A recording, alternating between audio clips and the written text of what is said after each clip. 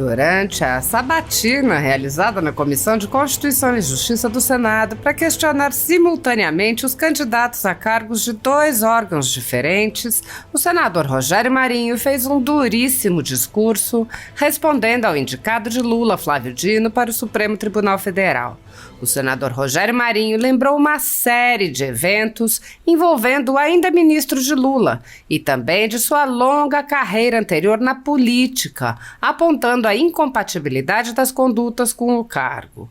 O senador mostrou que, embora tenha dito em sua apresentação inicial que teria um profundo respeito pelo parlamento, na sua carreira ele demonstrou o contrário, recusando-se a comparecer às sessões às quais tinha sido convocado, tratando parlamentares com deboche, agindo contra a liberdade de expressão. Ao responder, Dino defendeu restringir a liberdade de expressão, reiterou alegações que já apresentou sobre as imagens do 8 de janeiro e sua visita à área dominada pelo crime organizado, além de alegar que manteve diálogo com o parlamento, dizendo que atendeu a 8 de mais de 120 convites feitos pelos parlamentares. Ele ainda disse: "Considero que é dever do cargo atender a todos os convites feitos pela sociedade para explicar a visita à Maré."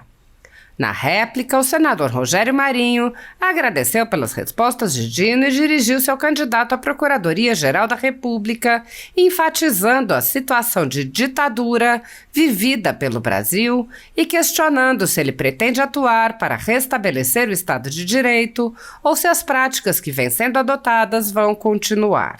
O senador lembrou que a sabatina foi marcada na data do aniversário do ato institucional número 5 e apontou as circunstâncias em que aquele ato foi editado, lembrando que, em meio à ditadura, o parlamento daquela época teve coragem de enfrentar o poder para preservar as prerrogativas dos parlamentares.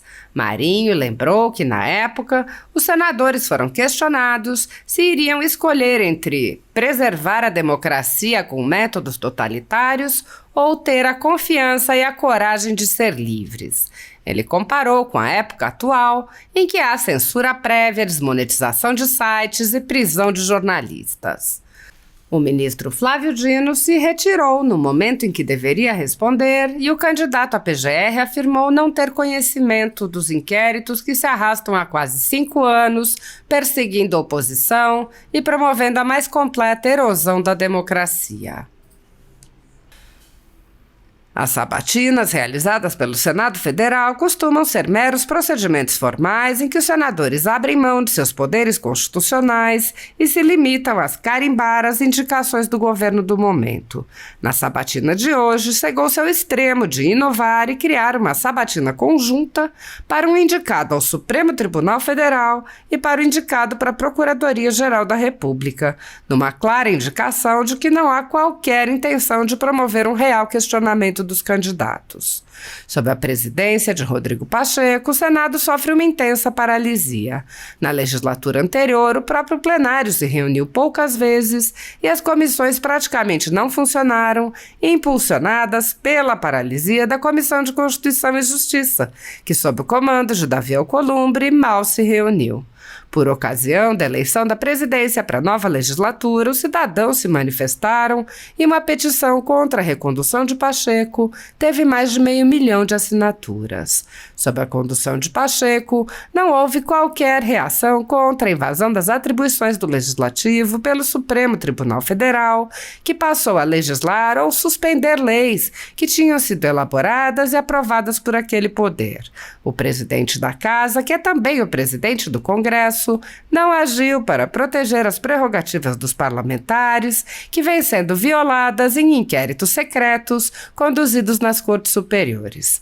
Pacheco também é alvo de críticas porque o Senado vem se omitindo em cumprir seu papel constitucional de promover o controle dos atos de ministros das cortes superiores. De forma monocrática, o presidente do Senado impede a análise de todo e qualquer pedido de impeachment ou de projetos de lei e PECs que possam vir a efetivamente limitar os superpoderes autoconcedidos a ministros do Supremo Tribunal Federal e do Tribunal Superior Eleitoral.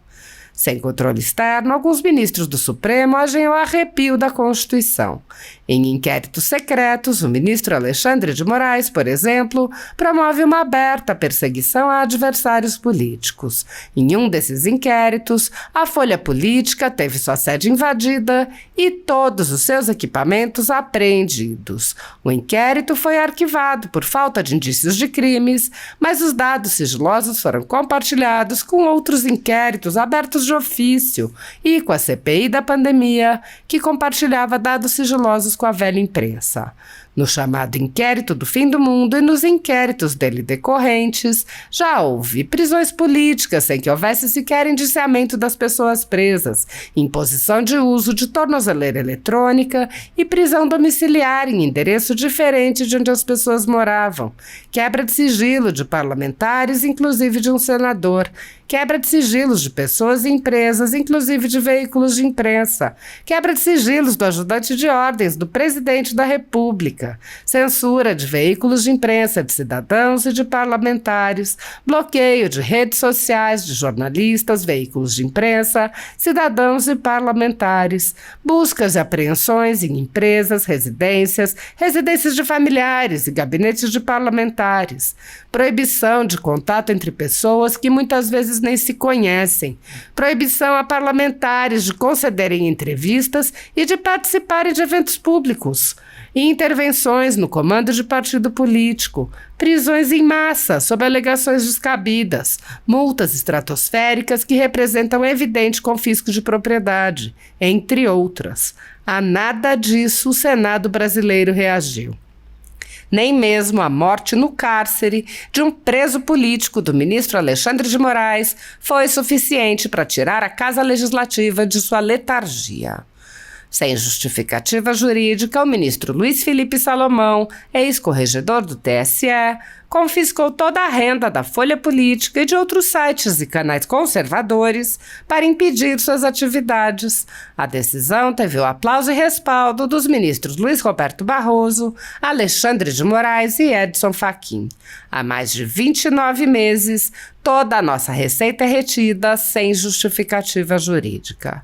Se você apoia o trabalho da Folha Política e pode ajudar a impedir o fechamento do jornal, doe qualquer valor à empresa Raposo Fernandes através do Pix, utilizando o QR Code que está visível na tela ou o código ajude@folhapolitica.org.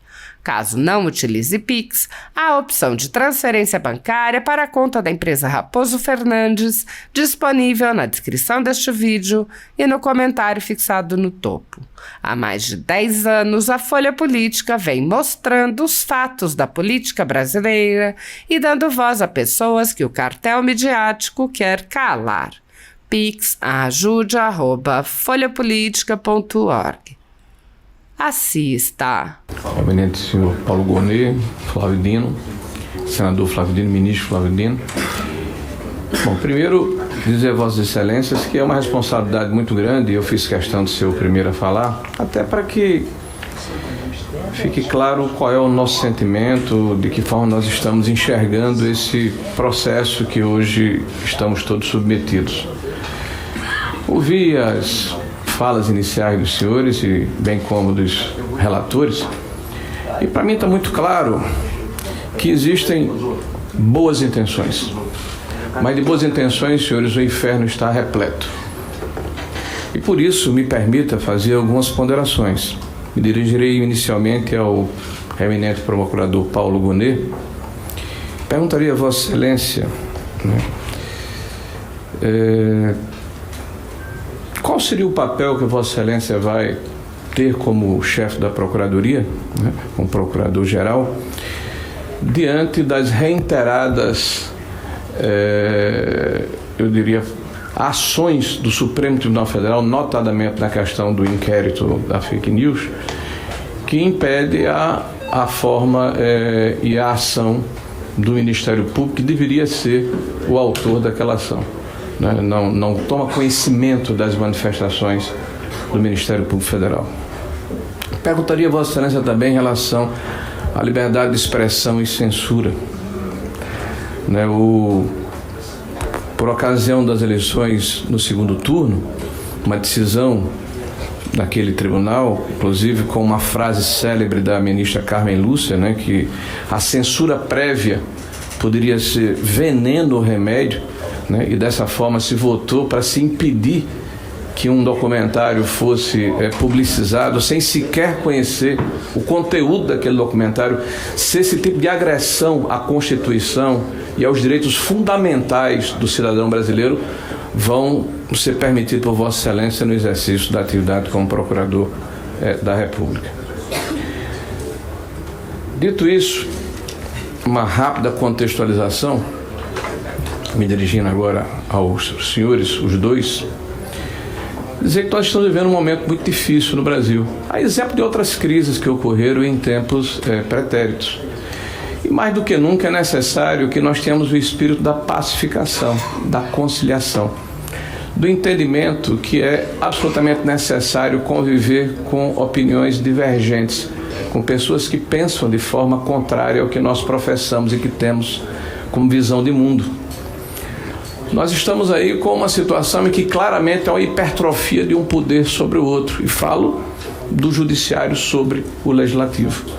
Eu ouvi aqui frases do eminente senador e ministro, candidato ao Supremo Tribunal Federal, como harmonia de poderes, separação de poderes, garantia de direitos, liberdade de expressão, presunção de inocência. Frases todas elas amparadas na nossa Constituição Federal.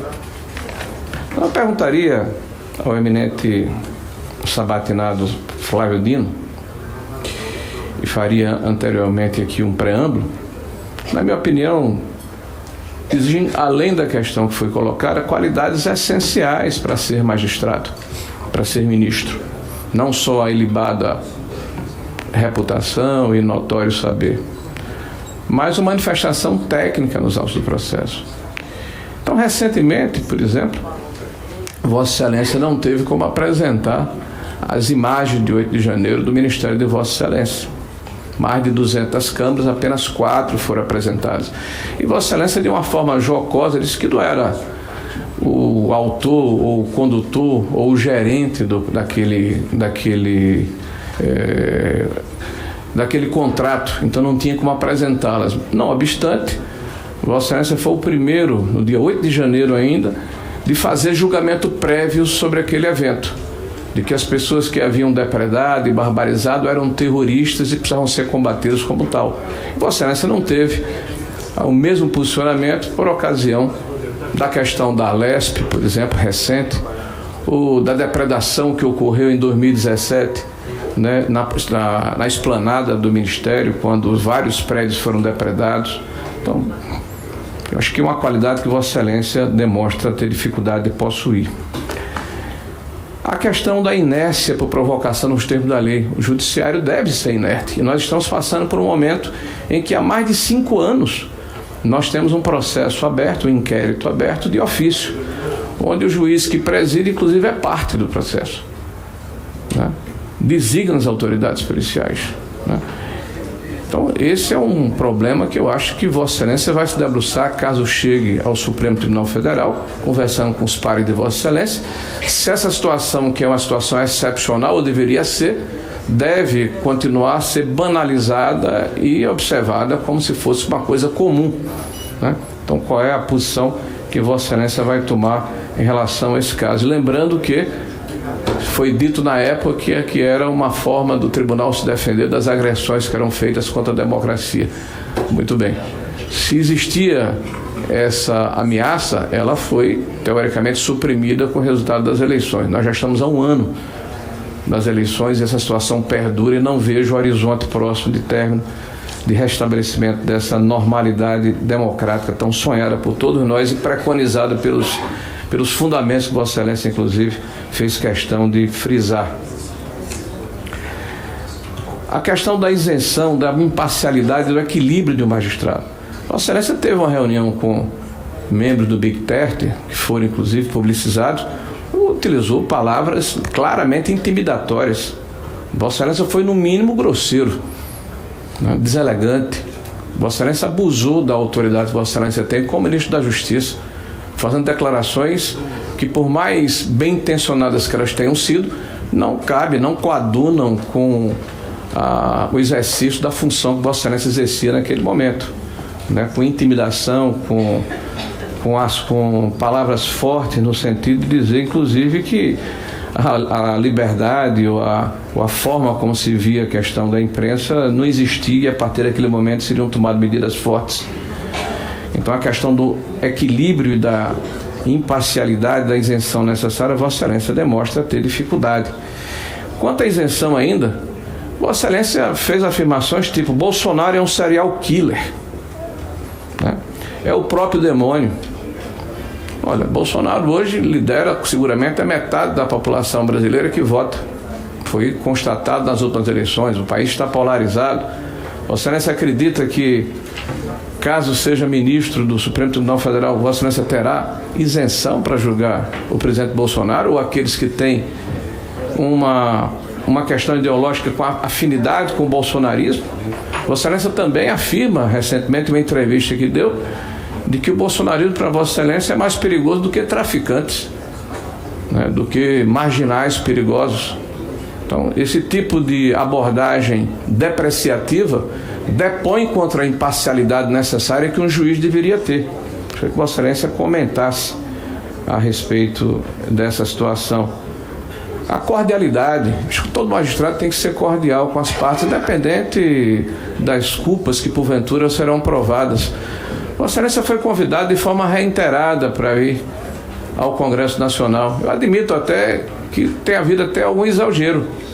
E Vossa Excelência participou de vários momentos. Mas Vossa Excelência teve o cuidado de, em um determinado momento, mandar ofício dizendo que temia pela sua integridade física junto aos pares que Vossa Excelência diz, né, que respeita. Apesar de não serem senadores, são deputados federais e membros do Congresso Nacional. Então Vossa Excelência disse que temia pela sua integridade física. Mas o senhor não temeu pela sua integridade física quando foi à Favela da Maré com pouquíssima condição de segurança pública. Então, me pareceu um contrassenso lógico e uma falta de cordialidade com o Congresso Nacional. Em relação, eminente senador e ministro da Justiça, a questão do ativismo político. E aí eu peço uma especial atenção a Vossa Excelência. O ministro Barroso, hoje presidente do STF, afirma: nós derrotamos o bolsonarismo. Uma frase forte, dita num congresso da UNE, e Vossa Excelência estava ao lado dele, nesse mesmo dia, na UNE.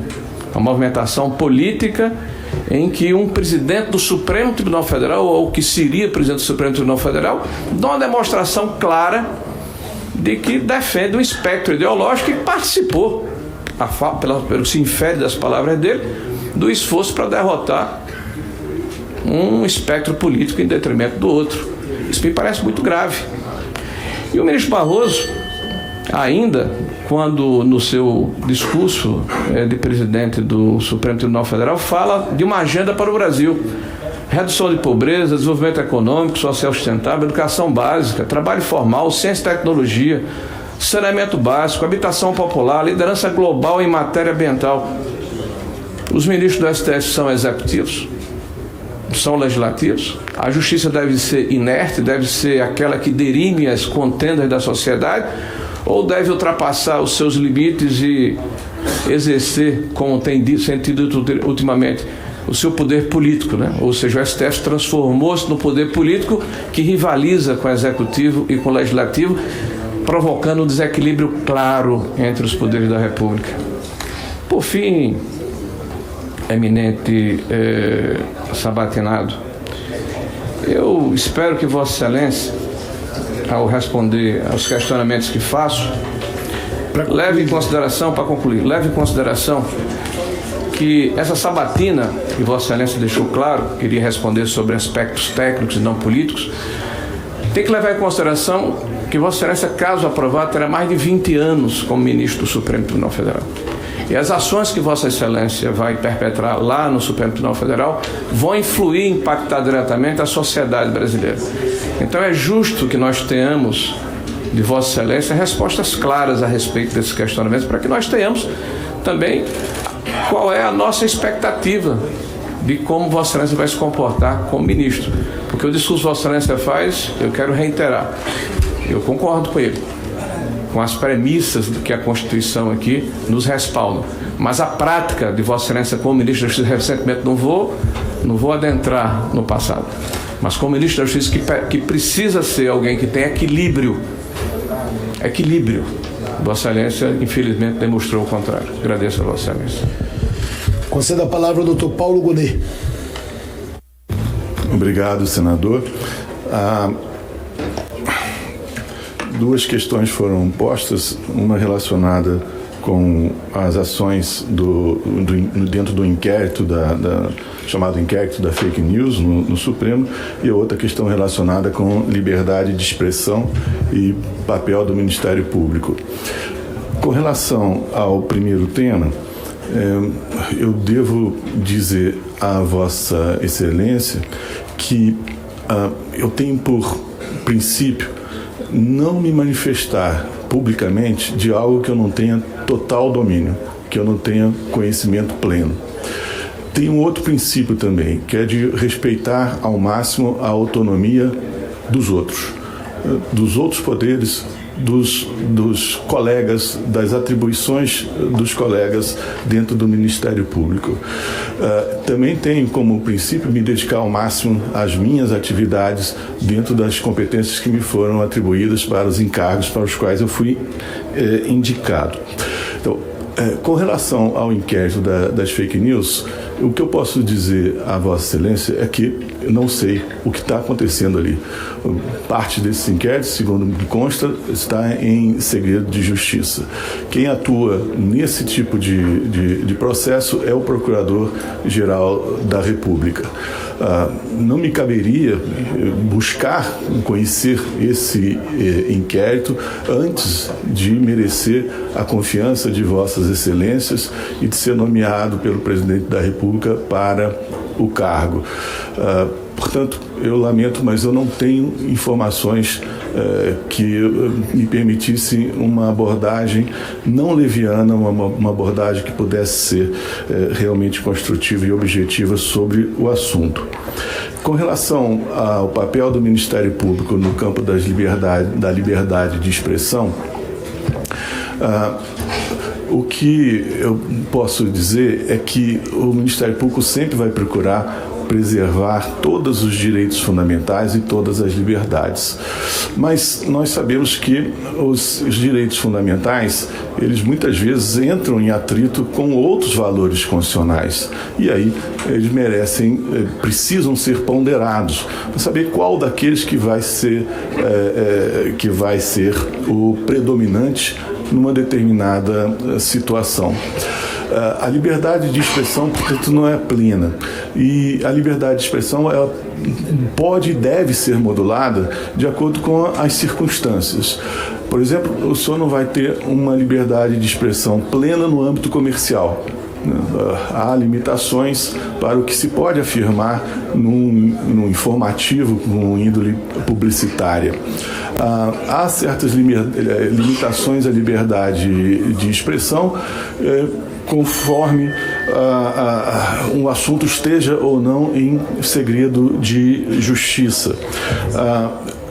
Até considerações de ordem da moralidade pública predominante também implicam algumas restrições à liberdade de expressão.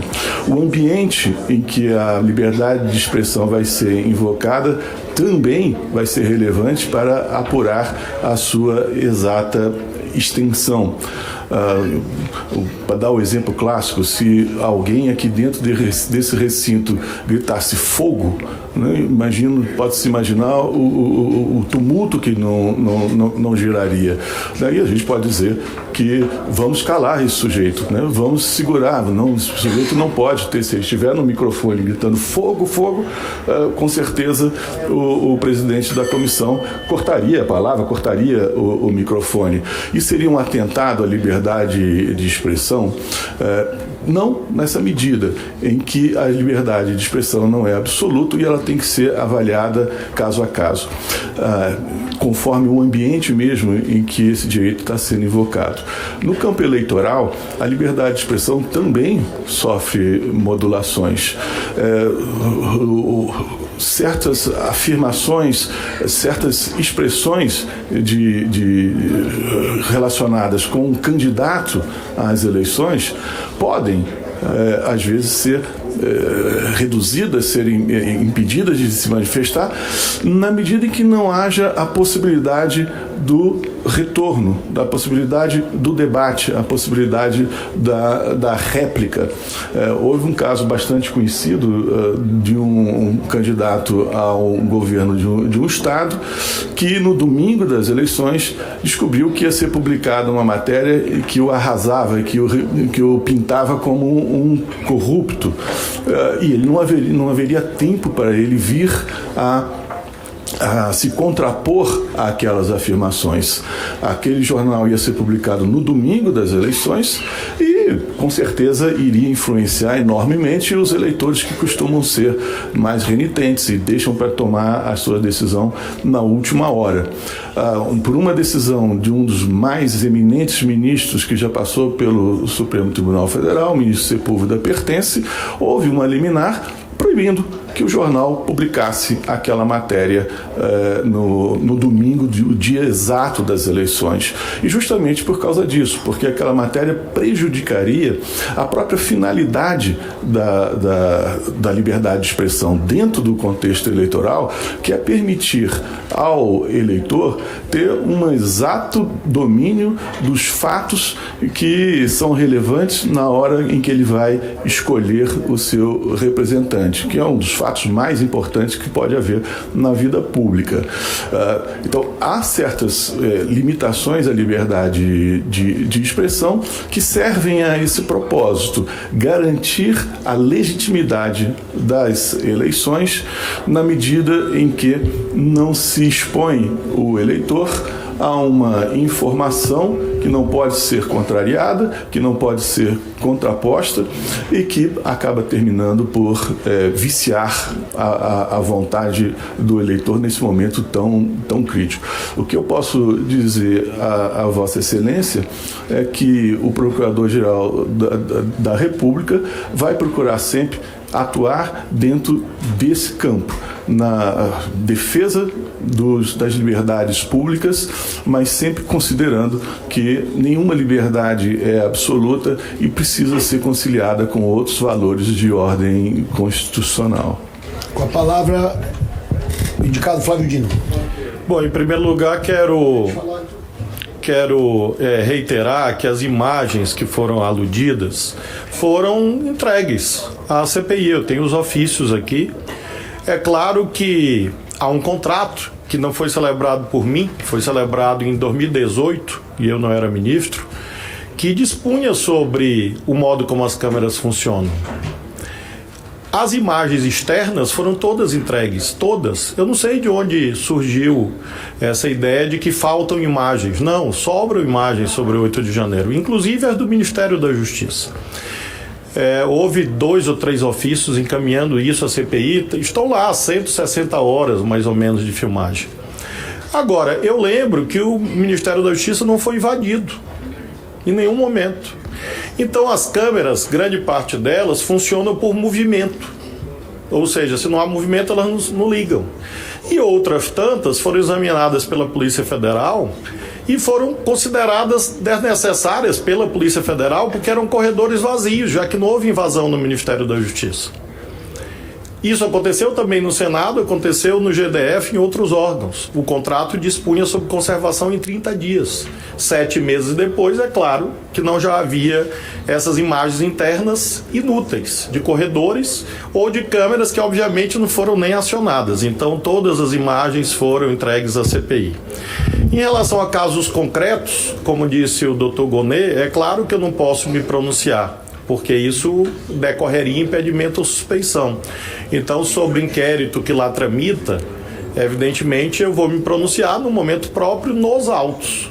e não agora, antecipadamente, porque isso quebraria os deveres de imparcialidade inerentes ao exercício da magistratura. Em relação a Big Techs, a situação ali, infelizmente houve uma edição, era de ameaça à vida de crianças. Havia 8 perfis na internet com o nome do assassino das crianças de Suzano. Era esse o fato. E nós pedimos à empresa que retirasse, porque isso é apologia de fato criminoso. Aquela fala minha indignada, justamente indignada de pai, é de que a empresa respondeu que não tiraria, porque considerava que, à luz dos termos de uso e da liberdade de expressão, ter um perfil de um homicida na internet não é apologia do homicídio. E claro que a minha resposta foi aquela: esse é o fato. Não era, portanto, nada desvinculado do cumprimento dos meus deveres de zelar pela vida das crianças, na medida em que é abjeto que haja perfis de um assassino no ar. Então esse foi o contexto, e o Dr. Gonê, com seu brilhantismo, dissertou sobre os parâmetros doutrinários acerca da liberdade de expressão, que ali disse: ora, se existe um crime de calúnia, difamação, injúria, incitação à prática criminosa, apologia de fato criminoso, racismo, tudo isso está votado pelo Congresso Nacional. Então é claro que há uma fronteira da liberdade de expressão, como o Dr. Gonê disse. A liberdade de expressão não alberga, não protege calúnia, não protege ameaçar a vida de crianças, não protege racismo. Foi isso que eu ali disse e aqui reitero. Sobre comparecimento ao Senado e à Câmara. Senador, eu compareci aqui 8 vezes. Tenho certeza que sou o recordista de detentor de convites e convocações. São mais de 120 convites e convocações. Atendi as que foram possíveis. Ainda assim, aqui estive durante 29 horas e 30 minutos. A minha presença na Câmara, no Senado, nesse ano, completou 29 horas e 30 minutos de atendimento a convocações e convites. Isso, claro, é uma prova de respeito às casas parlamentares. E, finalmente, sobre o Complexo da Maré. Eu tenho aqui os ofícios e todas as senhoras e os senhores, assim como eu, conhecemos bem a realidade brasileira. Dizem que eu subi o morro. Não havia morro. Houve um ingresso em 15 metros a partir da Avenida Brasil, atendendo a um convite. E eu tenho aqui os ofícios. Estão aqui. 3 dias antes foi comunicada a Polícia Rodoviária Federal, foi comunicada a Polícia Federal, foi comunicada a Polícia Civil do Rio de Janeiro, foi comunicado o Corpo de Bombeiros do Rio de Janeiro, foi comunicado a Polícia Militar do Rio de Janeiro, todos previamente. E todas essas instituições estavam presentes lá. Eu não sei também de onde tiraram essa história de que não havia segurança. Havia, de todos esses órgãos aqui, que foram comunicados 3 dias antes da visita. Então esses foram os fatos. É claro que ali compareci e considero que é dever do cargo atender a todos os convites que venham da sociedade, assim como eu reúno com empresários. É claro que eu atendo convites das pessoas mais pobres também, e fiz isso a minha vida inteira.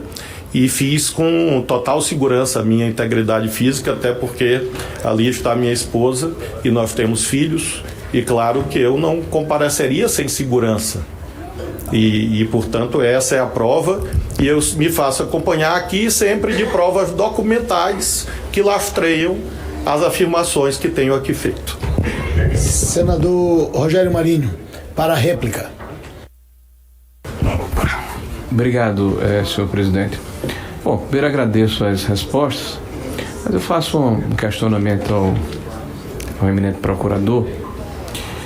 Veja, Vossa Excelência escudou-se brilhantemente aí, que é uma tese, está sendo julgada, o senhor não tem conhecimento, mas esse inquérito ele foi objeto de um mandato de segurança feito pela Associação de Procuradores da República, né? Então, é público e notório. O que eu perguntei a Vossa Excelência, a minha preocupação, é que o senhor não considera que há um atentado à democracia brasileira com o fato de que uma ação excepcional de abertura de um inquérito por ofício está se tornando uma questão banal e interminável. Essa foi a pergunta que eu fiz a Vossa Excelência.